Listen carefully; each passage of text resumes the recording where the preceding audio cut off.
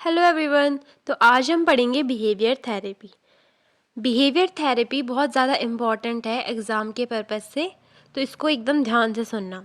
Behaviour therapy में जो behavioural therapist होता है वो जो पर्सन का माल अडेप्टिव बिहेवियर है या फिर जो सिम्टम्स आ रहे हैं उसके उनको रिमूव करता है या फिर मॉडिफाई कर देता है अपने तरीके से, जिससे उनकी पॉजिटिव पर्सनैलिटी बनती है, ग्रोथ होती है एंड डेवलपमेंट होता है।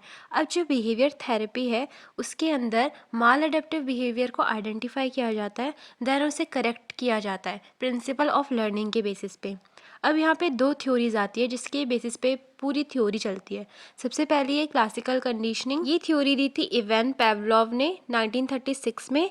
देन ऑपरेंट कंडीशनिंग, ये थ्योरी दी थी बी.एफ. स्किनर ने 1953 में। अब इस थ्योरी के मेजर एजम्पशंस ये हैं कि जो बिहेवियर होता है, ह्यूमन बिहेवियर, वो लर्नड होता है। मतलब एडेप्टिव और माल एडेप्टिव बिहेवियर को हम हमेशा लर्न करते हैं। अडेप्टिव को आप ऐसे समझ सकते हैं कि कोई अच्छा बिहेवियर, और माल अडेप्टिव को जैसे गंदा बिहेवियर। ये दोनों बिहेवियर हम लोग सीखते हैं, लर्न करते हैं। और ह्यूमन बिहेवियर को मोल्ड किया जा सकता है अपने अकॉर्डिंग, यानी कि उसको अपने अकॉर्डिंग ठीक किया जा सकता है। थेरेपिस्ट यही तो करता है इसमें। जो माल अडेप्टिव बिहेवियर होता है उसको पेशेंट से भुलवा के एक अडेप्टिव बिहेवियर को याद करवा देता है, लर्न करवा देता है, ठीक है, जिससे कि पेशेंट ठीक हो जाता है। उसका जो माल अडेप्टिव बिहेवियर था वो उसका ठीक हो जाता है। बिहेवियरल असेसमेंट जो यहाँ पे होता है वो करंट बिहेवियर पे टिका होता है, ना कि जो उसका पास्ट में बिहेवियर चलता आ रहा है। इसका मतलब ये है अभी पेशेंट का जैसा बिहेवियर है, जो भी उसके बिहेवियर में चेंजेस हैं, जो भी माल अडेप्टिव बिहेवियर है, उनको ट्रीट किया जाएगा। उसके बहुत पहले के बिहेवियर को नहीं कंसिडर करेंगे हम यहाँ पे, ठीक है। फिर अगला आता है कि जो ट्रीटमेंट स्ट्रेटजी होंगी ना, वो हर एक पर्सन के लिए बनाई जाएंगी, उसी की होंगी वो, और उसी के अकॉर्डिंग बनेगी जैसी भी उसकी कंडीशन है। फिर कुछ की पॉइंट्स ये हैं कि जो बिहेवियर थेरेपी होती है काफ़ी शॉर्ट ड्यूरेशन के लिए होती है, 6 to 8 वीक्स के लिए होती है। और पहले तो जो सेशंस होते हैं वो डेली चलते रहते हैं, लेकिन बाद में थोड़ा स्पेस दे दिया जाता है। उसके बाद यहाँ पे जो थेरेपिस्ट होता है उसकी भी ट्रेनिंग बहुत इजीली हो जाती है, बहुत शॉर्ट टाइम में हो जाती है। ये साइको एनालिटिक थ्योरी से कैसे अलग है? देखो, जो साइको एनालिटिक थ्योरी थी ना, वहाँ पे जो थेरेपिस्ट था वो एक शैडो पर्सन था। मतलब ज़्यादा वर्बलाइजेशन का काम उसका नहीं था, ज़्यादा वर्बलाइजेशन का काम वहाँ पे पेशेंट का था। पर यहाँ पे दोनों एक्टिव पार्टिसिपेंट्स होंगे, दोनों वर्बलाइज करेंगे चीज़ें, दोनों का एक्टिव रोल होगा, ठीक है। अब हम देखते हैं बिहेवियर टेक्निक्स क्या क्या आती हैं बिहेवियर थेरेपी में। सिस्टमिक डिसेंसिटाइजेशन का मतलब होता है इसमें हम पेशेंट को पहले रिलैक्स करेंगे, देन उसको स्टिमुलस प्रोवाइड करेंगे। जिस भी चीज़ से उसको एंग्जाइटी होती है उसके रिस्पॉन्स में पेशेंट को क्या होगी? ऑब्वियसली एंग्जाइटी होगी। उस टाइम हम पेशेंट को रिलैक्स कर देंगे, और जो हमने उसको ऑलरेडी रिलैक्स्ड कर रखा था उस चीज़ से भी उसको थोड़ी कम एंग्जाइटी होगी। और इसी चीज़ का हम बार बार एक्सपोजर कराएंगे तो पेशेंट उससे वो हो जाएगा, क्या मतलब, यूज टू टाइप हो जाएगा पेशेंट। तो सबसे पहले हम रिलैक्सेशन ट्रेनिंग देंगे जिसमें हम पेशेंट को रिलैक्स करेंगे, जो कि हम बहुत सारे मेथड से कर सकते हैं, जैसे कि जैकॉब्सन प्रोग्रेसिव मसल रिलैक्सेशन से, हिप्नोसिस से, मेडिटेशन करके, योगा करके, मेंटल इमेजरी से, बायो फीडबैक से। बायो फीडबैक क्या होता है बाकी सब तो आपको पता ही होगा। मतलब इसमें बायो फीडबैक ट्रेनिंग कराई जाती है, जिसमें आप अपना बीपी, अपना हार्ट रेट, अपनी ब्रेथ, ये सब अपने से कंट्रोल कर सकते हो। मतलब अपनी जो बॉडी की ये सारे पैरामीटर्स हैं ना, इनको खुद कंट्रोल कर सकते हो। ये होती है बायो फीडबैक थेरेपी। अब ये पहला तो था हमारा रिलैक्सेशन ट्रेनिंग, पेशेंट को हमने यहाँ पे रिलैक्स कर दिया। दूसरा हायरार्की कंस्ट्रक्शन। इसमें पेशेंट नोट डाउन करेगा, एक लिस्ट बनाएगा कि सबसे ज़्यादा उसको फियर किन चीज़ों से होता है, वो भी एक डिसेंडिंग मैनर में। यानी कि सबसे कम डर मुझे इससे लगता है, फिर थोड़ा ज़्यादा इससे लगता है, फिर थोड़ा ज़्यादा इससे लगता है, फिर लास्ट में वो चीज़ आएगी जिसका उसको सबसे ज़्यादा फोबिया है, ठीक है। तीसरी चीज़ आती है और ये लास्ट स्टेज है, जिसमें होता है डिसेंसिटाइजेशन ऑफ द स्टिमुलस। इसमें हम पेशेंट को जो उसका सबसे लोएस्ट वाला फियर था ना, जो उसमें उसने लिस्ट में नंबर 1 पे लिखा है, वो हम पेशेंट को फेस करवाएंगे वो उसी स्टिमुलस को, ठीक है। और हमने पेशेंट को यहाँ पे पहले से ही रिलैक्सेशन ट्रेनिंग दी होगी। तो इस स्टिमुलस के आने की वजह से क्या होगा? पेशेंट के अंदर एंग्जाइटी होगी। जब भी पेशेंट को एंग्जाइटी होगी तो उसे थेरेपिस्ट को सिग्नल कर देना है। तो थेरेपिस्ट क्या करेगा? पेशेंट को रिलैक्स करेगा। और यही बार बार ट्रायल करते करते पेशेंट एक ऐसी स्टेज पे आ जाएगा, फिर एक ऐसे स्टेट पे आ जाएगा जिस टाइम उसको एंग्जाइटी ना के बराबर होगी, ठीक है। तो वो अपने फियर को ओवरकम कर लेगा। अब इसका इंडिकेशन क्या होता है, किन किन लोगों को दिया जा सकता है? फोबियाज़ वाले पेशेंट को, ऑब्सेशन वाले पेशेंट को। ऑब्सेशन में कैसे? जैसे पेशेंट अगर बार बार अपने हाथ धोता है, हैंड वॉशिंग करता है, तो हम क्या करेंगे? उसके हाथ कंटेमिनेट कर देंगे और उसको रिलैक्स भी करेंगे साथ में। उसका हाथ तो धोने का मन करेगा, उसको एंग्जाइटी होगी बहुत ज़्यादा, पर हम उसे करने नहीं देंगे, ठीक है। तो इससे क्या होगा, धीरे धीरे करवा के पेशेंट कंट्रोल कर पाएगा अपनी एंग्जाइटी पे। देन कंपल्शन वाले पेशेंट, वही चीज़ होगी obsession compulsion, certain sexual disorder. Obsession and compulsion में क्या फ़र्क है, जो ऑब्सेशन होता है ना वो जो रिपीटेड थॉट हमारे माइंड में आते हैं जो कि एंग्जाइटी पैदा करते हैं। कंपल्शन मतलब रिपीटेटिव एक्ट जो करते हैं हम उस एंग्जाइटी को क्योर करने के लिए। तो किन किन पेशेंट को दी जा सकती है, फोबियाज़ वाले, ऑब्सेशन वाले, कंपल्शन वाले, सर्टेन सेक्सुअल डिसऑर्डर वाले। अब अगला मेथड आता है फ्लडिंग। फ्लडिंग में क्या होता है, जो पेशेंट का फोबिया होता है ना उससे पेशेंट को डायरेक्ट एक्सपोजर करा देते हैं और एस्केप इम्पॉसिबल कर देते हैं।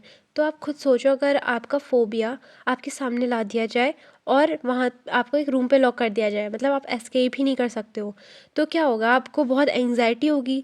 लेकिन जब आप उस पर बहुत टाइम तक आप वहीं पे रहोगे और उस फोबिया को फेस करोगे, तब एक पीरियड ऐसा आएगा जब आपको एंग्जाइटी भी नहीं होगी, मतलब इतना आप हो जाओगे। ठीक है, तो इस बीच थेरेपिस्ट क्या करता है, पेशेंट को गाइड करता रहता है और एनकरेज करता रहता है और एक रोल मॉडल बनता है ताकि पेशेंट की एंग्जाइटी रिड्यूस हो। तो ये चीज़ हम कब कर सकते हैं, किसी मतलब स्पेसिफिक फोबियाज़ में ही कर सकते हैं, हर फोबिया में भी नहीं कर सकते। अगला है एवर्जन थेरेपी। इसको मैं एक एग्जांपल से समझाती हूँ। सपोज़ एक पेशेंट है, वो हैवी ड्रिंकर है और हमें उसकी अल्कोहल, ये जो बैड हैबिट है वो छुटवाना है। ठीक है, तो हम क्या करेंगे, हमने ली अल्कोहल, अब पेशेंट आएगा जब उसको बहुत मन करेगा कि उसको अल्कोहल इनटेक करना है, हम क्या करेंगे, वो अल्कोहल जो था वो एक प्लीजेंट रिस्पॉन्स था, एक प्लीजेंट स्टिमुलस है, ठीक है, पेशेंट के लिए। तो हम एक अनप्लीजेंट स्टिमुलस को उसके साथ ऐड कर देंगे, यानी कि लाइक एलोवेरा का अगर हमने जूस उसमें मिला के पेशेंट को दे दिया, तो एक प्लीजेंट स्टिमुलस और एक अनप्लीजेंट स्टिमुलस साथ में हमने पेशेंट को दे दिया, तो पेशेंट को अच्छा नहीं लगेगा अनप्लीजेंट स्टिमुलस की वजह से। अब यही चीज़ हम रिपीट करते रहेंगे, तो ये जो प्लीजेंट स्टिमुलस था यानी कि अल्कोहल, वो भी पेशेंट को अच्छा नहीं लगेगा अगर हम उसको अकेले भी देंगे। तो प्लीजेंट स्टिमुलस, कुछ समझ में आया? पहले हमने प्लीजेंट को अनप्लीजेंट के साथ दिया था, यानी कि एलोवेरा को हमने अल्कोहल के साथ दिया, तो पेशेंट को गंदा लगा, ऑब्वियस सी बात है, बट पेशेंट को तो अंदर से अर्ज होगी ना फिर से ड्रिंकिंग करने की, तो पेशेंट बार बार आएगा और वही चीज़ हम बार बार करेंगे, दोनों को साथ में देंगे, प्लीजेंट एंड अनप्लीजेंट स्टिमुलाई को। यही चीज़ रिपीट करने की वजह से क्या होगा, जो प्लीजेंट रिस्पॉन्स है ना वो भी पेशेंट के लिए अनप्लीजेंट बन जाएगा। तो इसके लिए हम क्या क्या कर सकते हैं, जैसे कि जो पैराफीलियाज वाले पेशेंट होते हैं या फिर अल्कोहल अब्यूज़ वाले पेशेंट होते हैं, होमोसेक्सुअलिटी वाले पेशेंट होते हैं या ट्रांसवेस्टिज्म वाले पेशेंट होते हैं, उन लोगों पे हम लोग एवर्जन थेरेपी कर सकते हैं। अगली आती है operand conditioning procedure for increasing adaptive behaviour, जिसमें कि हमारे पास सिर्फ दो चीज़ें हैं। सबसे पहले है पॉजिटिव री इन्फोर्समेंट, जैसा कि इसका नाम है operand conditioning procedure for increasing adaptive behaviour. तो इन दोनों में हम करेंगे क्या, जो पेशेंट का अडेप्टिव बिहेवियर है यानी कि जो अच्छा वाला बिहेवियर है उसको हमें इंक्रीज़ करना है। अब कैसे इंक्रीज़ करेंगे, जब हम पेशेंट को रीइंफोर्समेंट देंगे या फिर कुछ ऐसा रिवॉर्ड देंगे जिससे पेशेंट को लगेगा हाँ मुझे वो बार बार करना चाहिए। तो सबसे पहले हम करेंगे पॉजिटिव रीइंफोर्समेंट, यानी कि जैसे ही पेशेंट ने कुछ अच्छा बिहेवियर किया, अडेप्टिव बिहेवियर किया, तो हम पेशेंट को फीडबैक देंगे और मतलब ये कहेंगे, शाबाशी देंगे मतलब हम पेशेंट को, और ये कहेंगे कि आपने मतलब बहुत अच्छा किया, या फिर हम अपने वर्ड से पेशेंट को प्रेज़ करेंगे। ठीक है, अगला है टोकन इकोनॉमी। हम ऐसा कर सकते हैं कि कुछ हमने टोकन बना दिए, टोकन मतलब हम एज अ मनी तो नहीं रखेंगे वहाँ पे, जैसे हमने कुछ कार्ड्स बना दिए, तो ऐसा हम कर सकते हैं, गेम जैसा रख सकते हैं कि जिसके पास जितने ज़्यादा टोकन होंगे वो विनर होगा। तो जो जितना अच्छा बिहेवियर करेगा उसको हम उतने ज़्यादा टोकन देंगे, उतनी बार टोकन देंगे। इससे क्या होगा, जिसके पास सबसे ज़्यादा टोकन कलेक्ट होंगे वो जीतेगा। ठीक है, टोकन मतलब एक तरह से एक रिवॉर्ड हो गया या फिर एज अ मनी कह सकते हैं उसको। तो इससे पेशेंट को एक रीइंफोर्समेंट मिलेगा कि हाँ उन्हें अडेप्टिव बिहेवियर करना चाहिए। अगला आता है हमारे पास operant conditioning procedure to teach new behaviour. पहले वाले ऑपरेंट कंडीशनिंग प्रोसीजर में क्या था, हम अडेप्टिव बिहेवियर को इंक्रीज़ कर रहे थे, यहाँ पे हम न्यू बिहेवियर सिखा रहे हैं। तो इसमें बहुत सारी टेक्निक्स आती हैं। सबसे पहला है मॉडलिंग, जिसमें हम पेशेंट को डेमोन्स्ट्रेट करेंगे। डेमोन्स्ट्रेट करना मतलब कुछ दिखा के पढ़ाना। तो हम पेशेंट को ये दिखाएंगे कि जो बाकी पेशेंट है वो कैसे किसी बिहेवियर को कर रहे हैं, मतलब अडेप्टिव बिहेवियर को कैसे अपना रहे हैं, जिसकी वजह से उनको हम लोग पॉजिटिव रीइंफोर्समेंट दे रहे हैं या फिर रिवॉर्ड दे रहे हैं। तो जब हमारा पेशेंट ये सब देखेगा तो उसे क्या फ़ील होगा कि हाँ मुझे भी अडेप्टिव बिहेवियर को अपनाना चाहिए ताकि मुझे भी रिवॉर्ड मिले। इसी को मॉडलिंग कहते हैं। अगला है शेपिंग। ये मैं आपको एक एग्जांपल से समझाती हूँ। सपोज़ एक सोशल एंग्जाइटी वाला पेशेंट है। अब हमें क्या करवाना है, पेशेंट का आई टू आई कांटेक्ट हमें पेशेंट को सिखाना है। तो अगर शेपिंग का मतलब है हमें पेशेंट के बिहेवियर को एक शेप देना है, तो ये हम स्टेप वाइज करेंगे। अब पेशेंट डायरेक्टली सीधे आपके आंखों में तो नहीं देख लेगा, एंग्जाइटी तो से इतनी ज़्यादा है ही, तो वो धीरे धीरे करके ये चीज़ करेगा। जैसे कि पहले अपनी अपनी अपर बॉडी को फॉरवर्ड लीन करेगा, तो इसमें भी हमें पेशेंट को रीइंफोर्समेंट देना है। अगर पेशेंट अपना हेड थोड़ा अप कर रहा है तो इसमें भी हमें पेशेंट को रीइंफोर्समेंट देना है। देन पेशेंट एक बार हमें देख रहा है तो इसमें भी हम पेशेंट को रीइंफोर्समेंट देंगे। इसका मतलब ये है कि जैसे जैसे पेशेंट हमारे डिज़ायर्ड बिहेवियर की तरफ आता जाएगा तो हम पेशेंट को रीइंफोर्समेंट स्टेप वाइज देते जाएंगे। इससे जो पेशेंट है वो शेप होता जाएगा, ठीक है, मोल्ड होता जाएगा और धीरे धीरे करके वो अपने डिज़ायर्ड बिहेवियर पे आ जाएगा, आई टू आई कॉन्टैक्ट हो जाएगा। देन आती है चेनिंग। इसमें क्या होता है, जब पेशेंट एक कॉम्प्लेक्स टास्क को परफॉर्म नहीं कर पाते तो उनके लिए उस चीज़ को ब्रेक कर दिया जाता है। मतलब उस कॉम्प्लेक्स टास्क को पेशेंट के लिए छोटे छोटे टास्क में डिवाइड कर दिया जाता है, जिससे उनके लिए ईजी स्टेप्स बन जाते हैं। तो इसको फॉलो कर करके वो अडेप्टिव बिहेवियर को अपना लेते हैं। अब हम नेक्स्ट देखते हैं operand conditioning procedure for decreasing mall adaptive behaviour.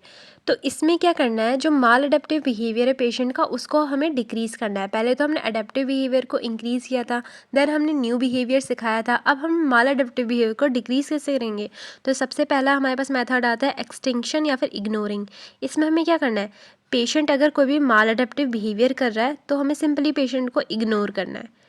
अगर हम पेशेंट को इग्नोर करेंगे तो क्या होगा, उनको ये चीज़ समझ में आएगी कि जो मैंने किया है वो अच्छा नहीं है, इसलिए मैं ऐसा वापस नहीं करूँगा या करूँगी। अगला है पनिशमेंट। अगर पेशेंट कोई माल अडेप्टिव बिहेवियर करता है तो हमें पेशेंट को पनिशमेंट देनी है, ठीक है। फिर आता है टाइम आउट। टाइम आउट का ये मतलब है, मैं आपको एक एग्जांपल से बताती हूँ। जैसे कि हमारे वार्ड में एक बच्चा है, उसने माल अडेप्टिव बिहेवियर करा, तो हम पेशेंट को, उस बच्चे को बोलेंगे कि अब आप खेलने नहीं जाओगे प्ले रूम में, क्योंकि आपने ये माल अडेप्टिव बिहेवियर कर दिया है, और जब आप इसे सही करोगे तब आपको एक पर्टिकुलर टाइम के बाद जाने दिया जाएगा। तो ये होता है टाइम आउट। अगला है रेस्टिट्यूशन, यानी कि ये भी मैं एक एग्जांपल समझाती हूँ। जैसे कि एक पेशेंट ने यूरिनेट कर दिया अपने बेड पे, तो ये माल अडेप्टिव बिहेवियर था। अब हम क्या करेंगे, पेशेंट से बोलेंगे अपना बेड साफ़ करो प्लस जो पूरा वार्ड है उसे भी साफ़ करो। इसका मतलब ओवर करेक्शन करवाएंगे, जिससे कि क्या होगा, पेशेंट अगली बार वो बिल्कुल भी नहीं करेगा। फिर है रेस्पॉन्स कॉस्ट। पेशेंट को इस रेस्पॉन्स की, इस बैड रेस्पॉन्स की कॉस्ट भरनी होगी। अब ये अपने टोकन दे के कर सकता है पेशेंट, या फिर अपना रिवॉर्ड को घटवा के कर सकता है। मतलब हम उसको रिवॉर्ड नहीं देंगे अगली बार, या फिर अपना टोकन उसको वापस करना होगा, जितने भी उसको अभी तक टोकन मिले हुए। लास्ट आता है हमारे पास assertiveness and social skill training. इसमें थेरेपिस्ट एक रोल प्ले के थ्रू बताता है कि क्या अडेप्टिव बिहेवियर होता है, क्या माल अडेप्टिव बिहेवियर होता है, और फिर उनको रियल लाइफ में भी परफॉर्म करके दिखाता है। और थेरेपिस्ट ये दिखाता है कि इंटरपर्सनल स्किल्स को कैसे इम्प्रूव करते हैं, जिससे कि पेशेंट का जो सोशल एंग्जाइटी है ना वो रिड्यूस हो जाती है और सोशल स्किल्स बढ़ जाती है। जैसे कि आई कांटेक्ट करना, स्पीकिंग करना अच्छे से, मतलब पब्लिक में स्पीक कैसे करते हैं, सिंपल एटिकेट्स क्या होते हैं, ये सब पेशेंट को सिखाए जाते हैं। तो हमारी बिहेवियर थेरेपी भी कंप्लीट होती है। Hope you like my video. Okay, bye.